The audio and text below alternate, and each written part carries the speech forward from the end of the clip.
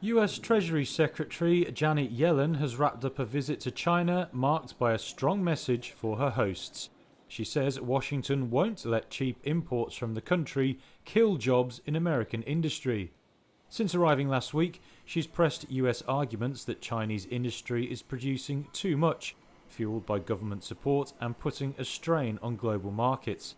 Yellen returned to the issue at a concluding news conference on Monday in Beijing. And when the global market is flooded by artificially cheap Chinese products, the viability of American and other foreign firms is put into question. And we've seen this story before. Over a decade ago, massive PRC government support led to below-cost Chinese steel that flooded the global market and decimated industries across the world and in the United States.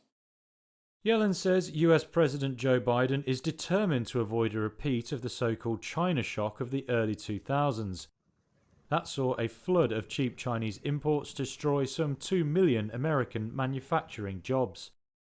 She raised the issue in a series of meetings, including with Premier Li Qiang, and offered some suggested remedies. One possible approach would be to boost demand and to see a larger share of GDP accrue to households to bolster their income or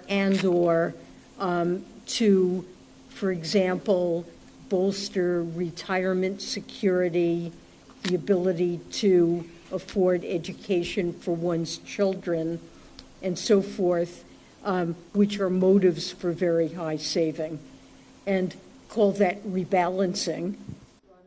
Yellen identified electric vehicles, batteries and solar panels as among areas of concern. However, on Monday she made no move to threaten new sanctions over the issue. Chinese officials say her criticism overstates the impact of state support for industry and underestimates how innovative the country's companies are.